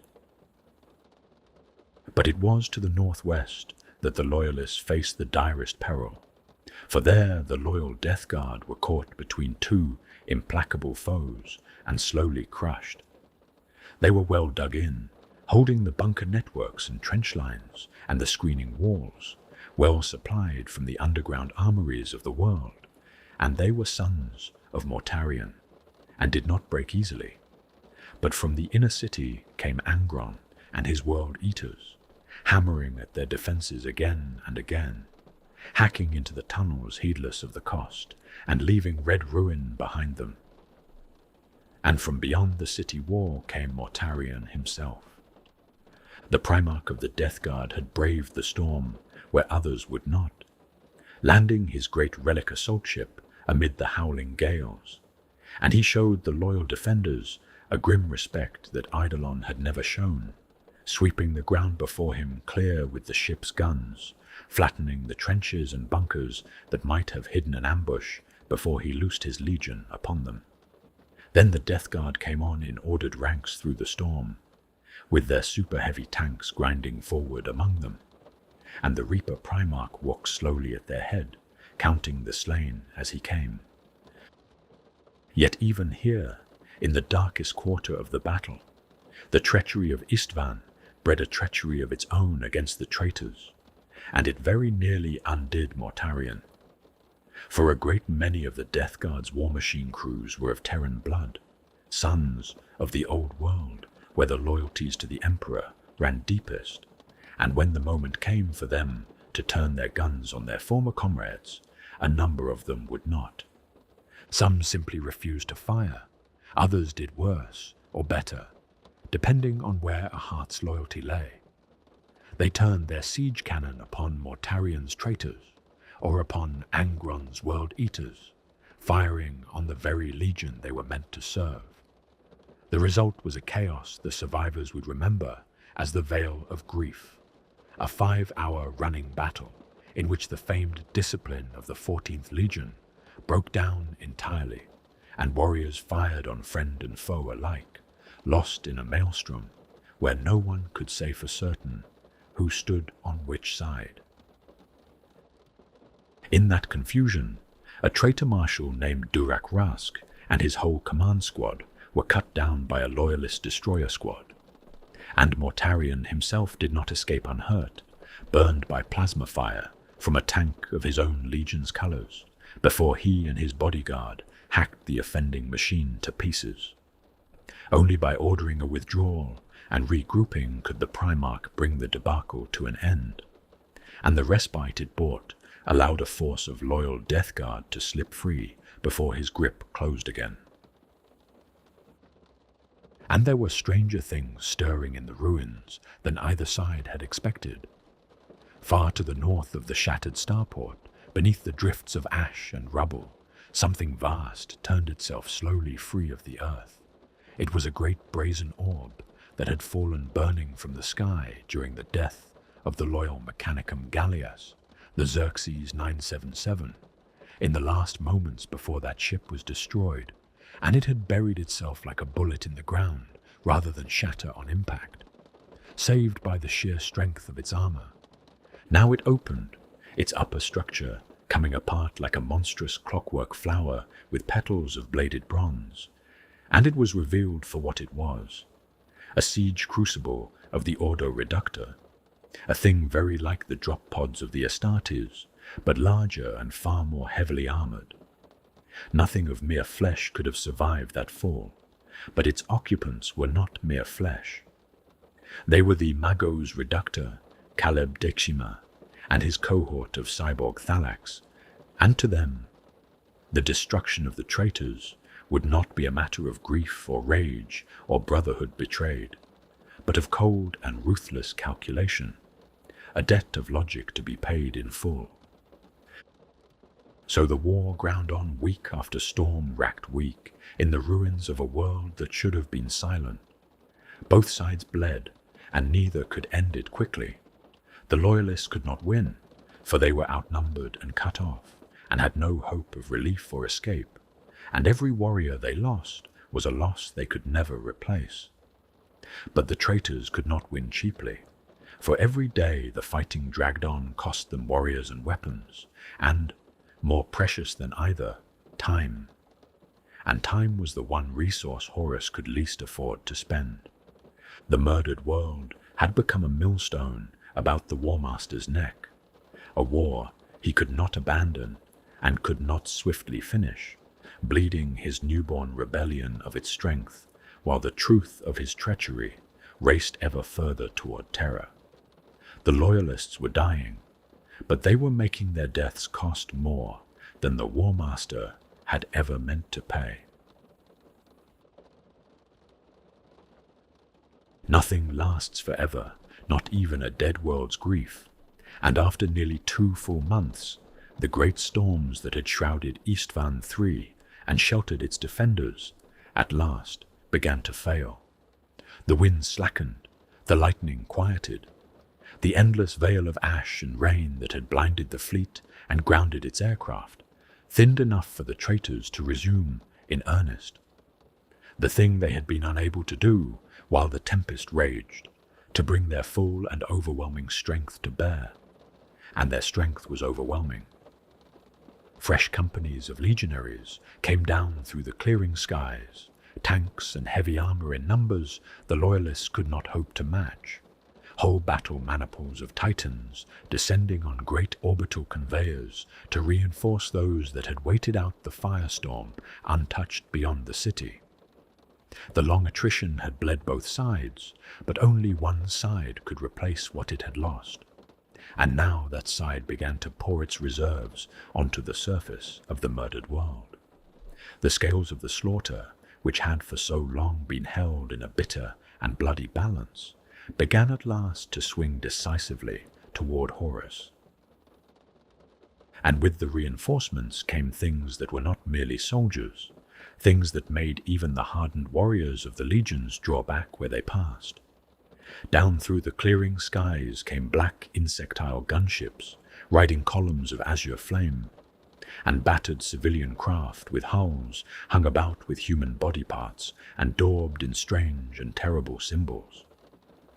From the first descended the black-robed heretics of the dark mechanicum, bearing macabre weapons, robotic spider skulls scuttling before them, and vast multi-headed battle automata grinding after, each engine large enough to dwarf a dreadnought.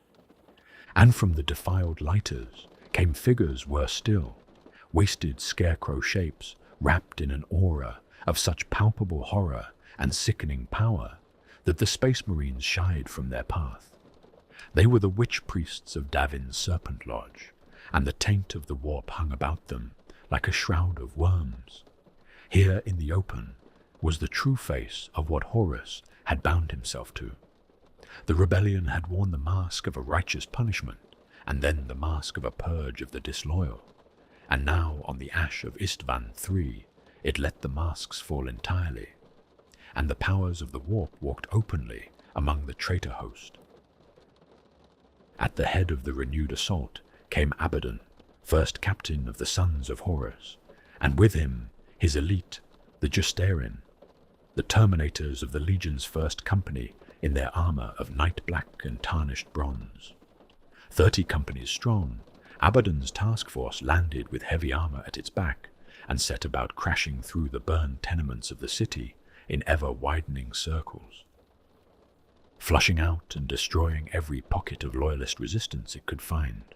And above them all strode the Titans, the god machines of the Legio Mortis and the Legio Audax, warlords and reavers with packs of smaller warhounds ranging in support, and greatest among them the Dies Irae, an Imperator-class Titan that towered head and shoulders above its brethren, a walking cathedral of destruction whose footfalls split the tortured cityscape like ice underfoot. Against such a thing, there could be no defense. Wherever a point of resistance was found, the Titans simply annihilated it, detonating whole city blocks in clouds of dust and flame, and melting industrial plants to glowing slag. Their weapons fire so bright it could be seen from orbit through the cloud layer above.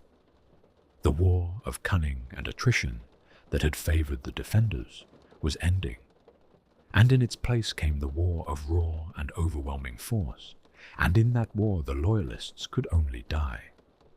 They died first at the Precentor's palace, and its fall was written in the fire of the Titans.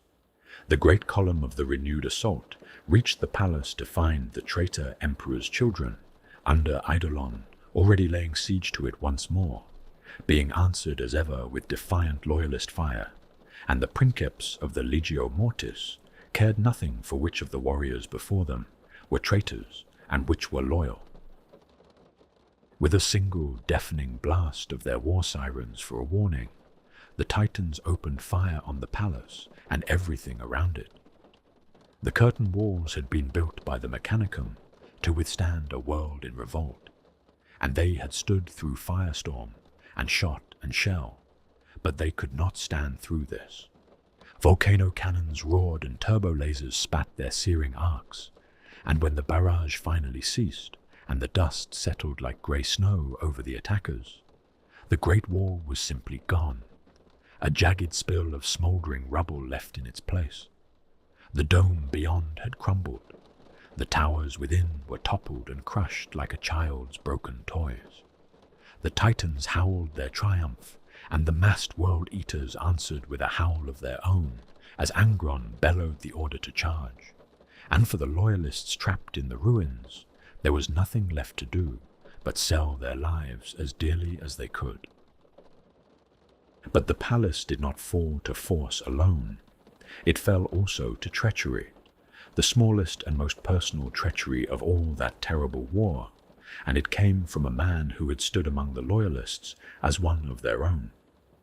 Lucius the swordsman, who had cut down Prahl in his throne room, had fought at Tarvitz's side through the long defense, and somewhere in those weeks a poison had grown in him. He came to resent his friend Tarvitz for the respect the other loyalists gave him, for the role Tarvitz had played in their survival, for the simple fact that Tarvitz was loved and heeded, and Lucius was not. And so, with deceit in his heart, he reached out to the traitor Eidolon and offered to sell them all, to deliver Tarvitz and break the loyalist defense in exchange for being welcomed back into the ranks of the corrupted Third Legion. Eidolon accepted. Lucius made good on the bargain in the basest way imaginable. He fell upon a body of 30 loyal Astartes who were holding a section of the line and slaughtered them, opening the way for the traitor's final assault. He did it with the unwitting aid of another loyal captain, Solomon Demeter, whom he tricked into attacking what Demeter believed were enemies, and realized too late were his own brothers. Lucius cut down the wounded Demeter in the moment of that horrified understanding, and with his betrayal complete, he took his place once more among the traitors. Then he challenged Tarvitz to a duel, to settle at last which of them was the better warrior. Tarvitz beat him, but Lucius fled the fight rather than accept his defeat, fleeing back to his new masters, having already done the thing he had come to do. In the east, the Lunar Wolves made their last stand in the Siren Hold, and their former brothers came for them under Abaddon's command with orders to return victorious, or not to return at all. The attack came from land and air at once, assault craft smashing into the upper tomb spires, while jump pack squads descended to seize the heights. And at ground level, the black and bronze tanks of the Justarian, smashing a path through the barricades and toppling the shrines with their fire. The Lunar Wolves lacked nothing for courage, but they were hopelessly outnumbered, and their ammunition was all but spent, and they knew it. Some sought to break free and scatter, for on that day mere survival was a victory.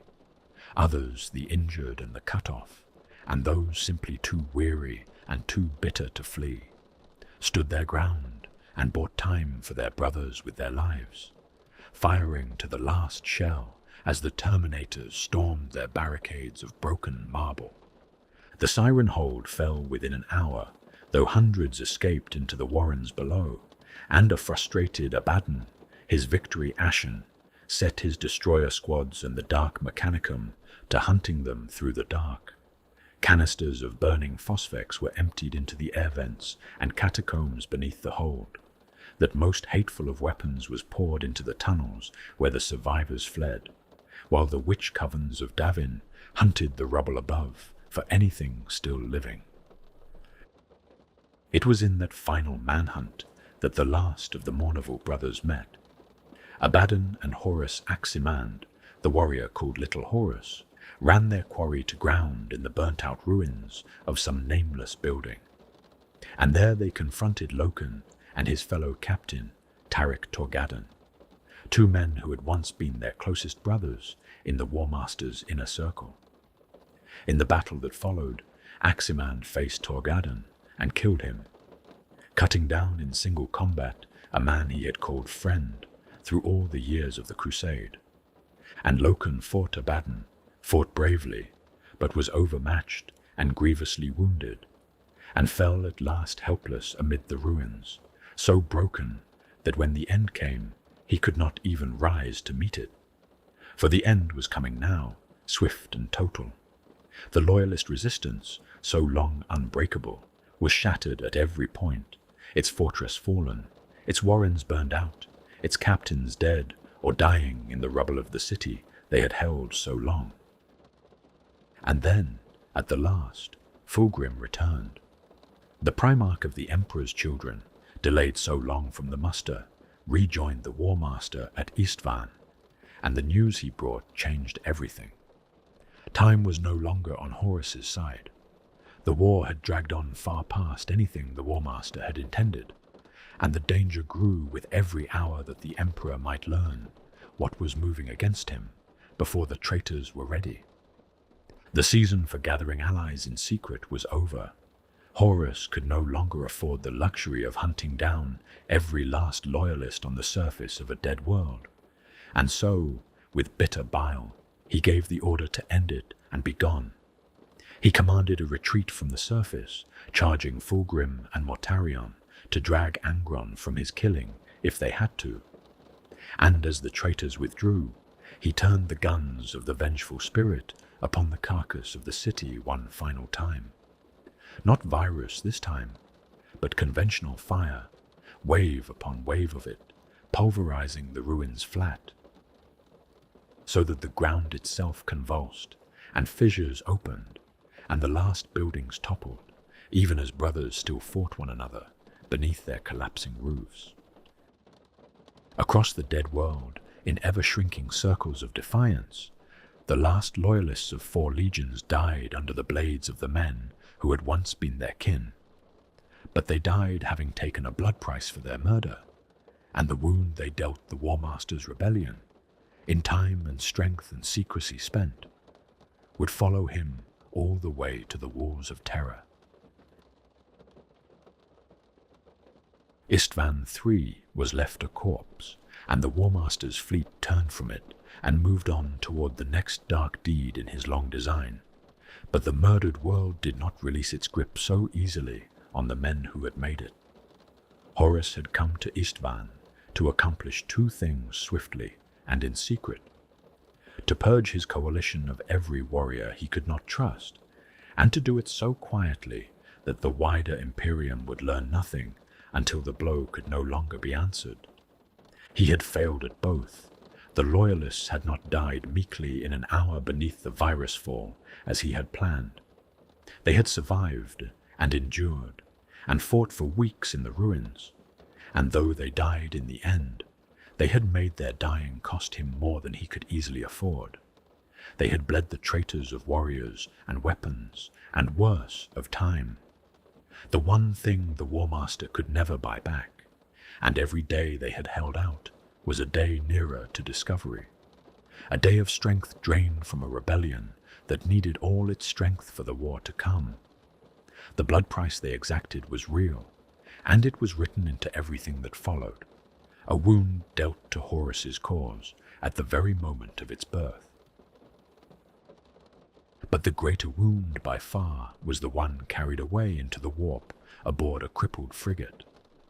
The whole of the War Master's plan had rested on silence, on the certainty that the storms and the distance would keep his treachery hidden until terror could no longer respond. The flight of the Eisenstein tore that certainty apart.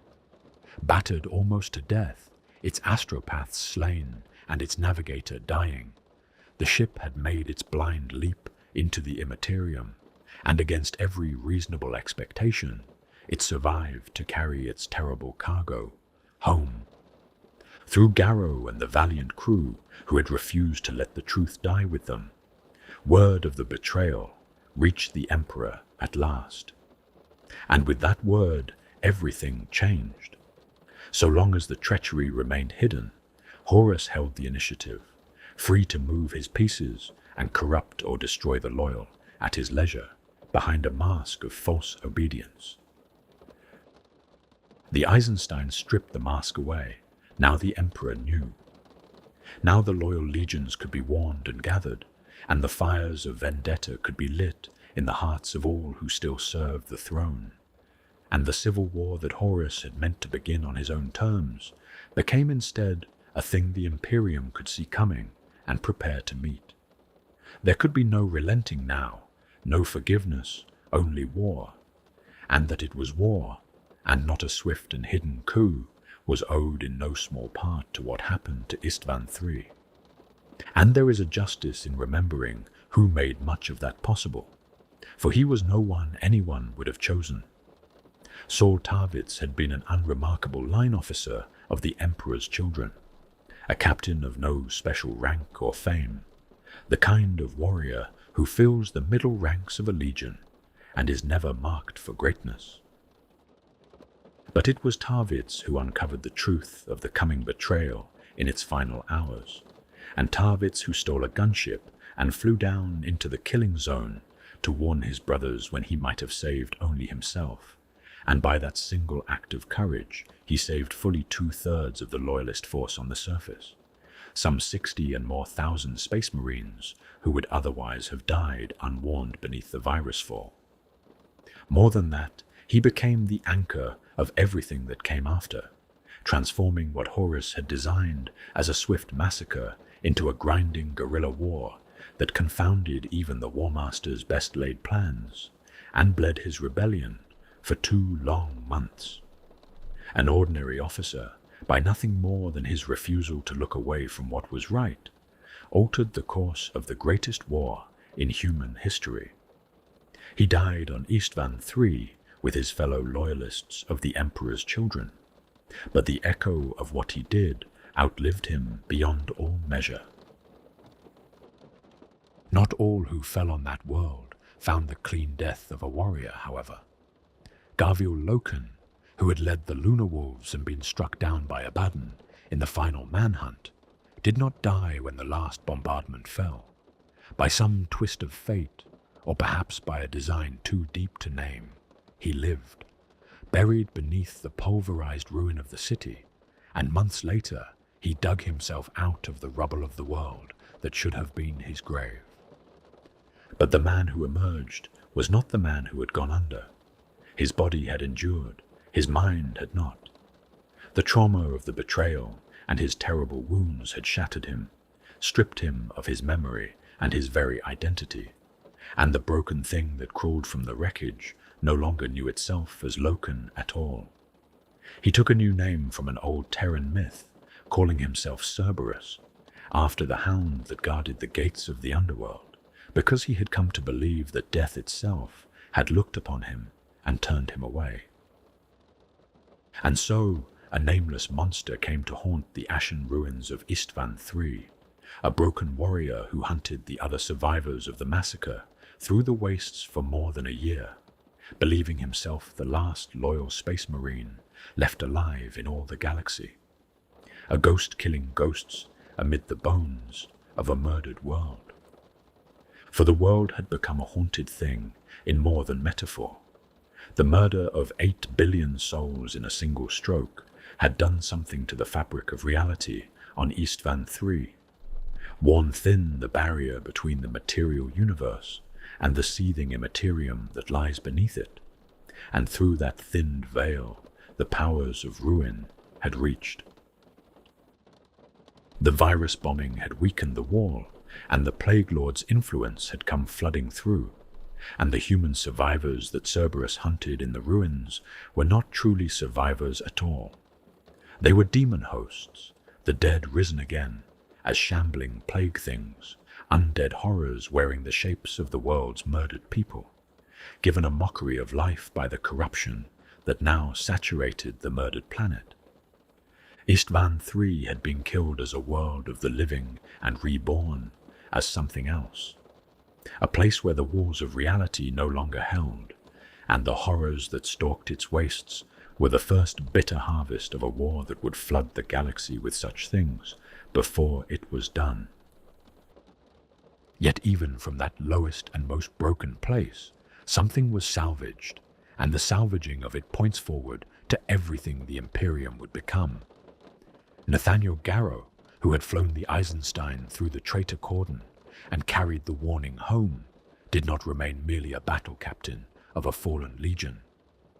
In the aftermath of his escape, he became something new, a loyal warrior taken into a special service in the Emperor's name, an agent of a purpose only beginning to take shape.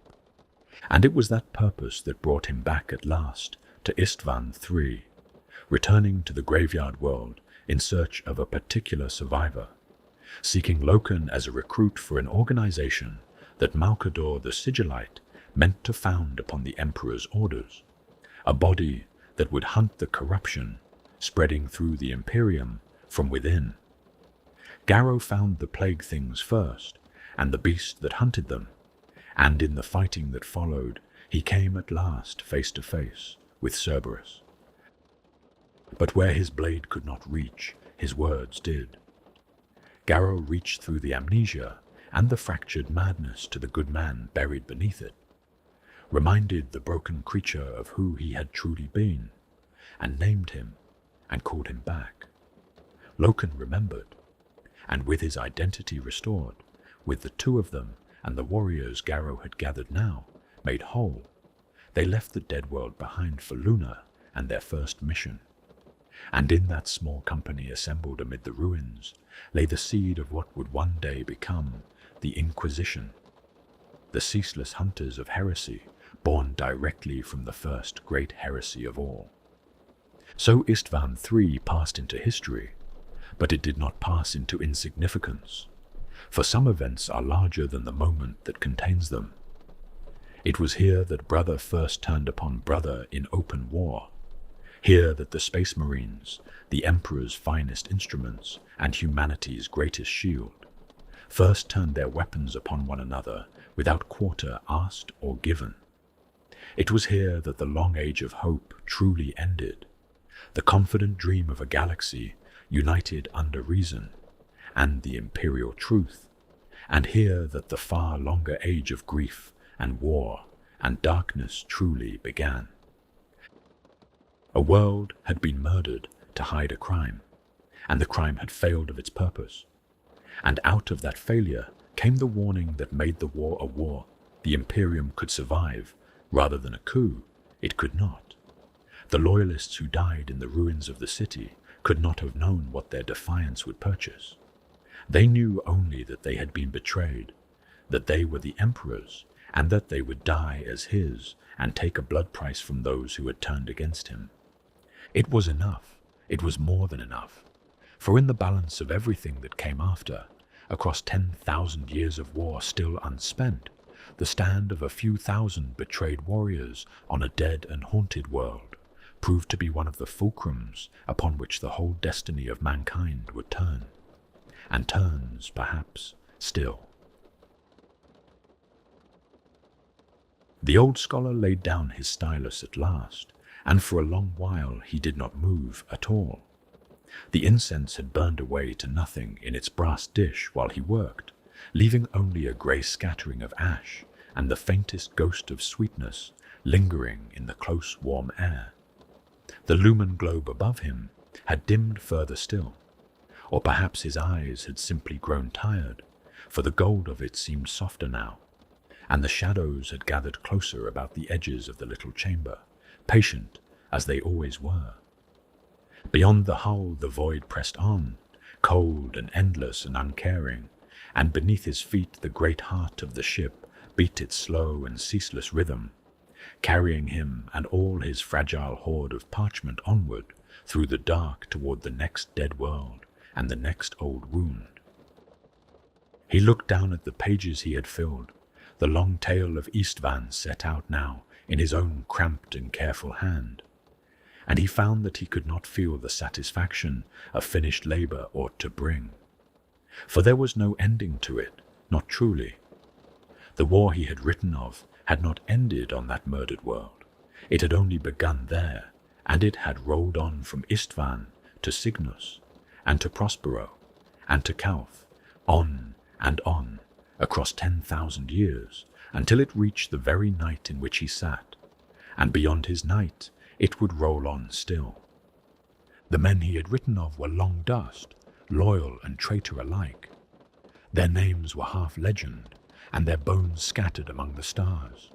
And yet the thing they had died for, and the thing they had died against, were locked in struggle even now, in his own age, in the labours of the very fleet that bore him. He was a part of the tale he had thought merely to record. There was no standing outside it. There never had been, for any of them. He reached out and took up once more the fragment of scorched ceramite from its cradle of dark cloth, and turned it slowly in the amber light as he had done at the beginning, when the page before him was still blank and the story still untold. It was no different now than it had been then. It was the same small ruin, the same melted edge and blackened face, the same silent weight in his palm. And yet it seemed to him a different thing entirely, for now he had given it a world to belong to, a fire to have come from, a war and a grief and a meaning. He still did not know whose it had been. He never would. But he understood now that it did not matter, or that it mattered in a way past his knowing, for whether the warrior who had worn it died loyal or died fallen. That warrior had once been a living son of the Imperium, and had marched beneath his armor into a darkness he could not have foreseen, and had burned. That was enough to be worth remembering. That was perhaps the only thing truly worth remembering at all. Somewhere far off in the ship, a chime sounded soft and clear and faded, and the quiet flowed back to fill the space where it had been. The old man set the fragment down again with a gentleness that bordered on reverence, and gathered his pages into a neat and ordered stack, and rested his worn hands upon them.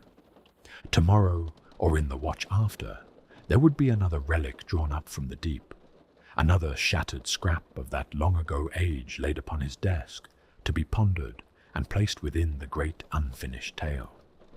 Tomorrow there would be more work, but for now the labor of the night was done, and the chamber was warm against the cold of the void, and the light was low and kind, and the ship sang her endless song beneath him as she bore her small and secret cargo of truth on through the dark. He sat a while longer in the amber quiet, an old man alone with the ghosts he had summoned, keeping faith with the dead in the only way left to him. And that, in the end, was why the fleet sailed, and why the palace had sent it forth in secret, and why a grey scholar bent his eyes to ruined things far from the light of any sun.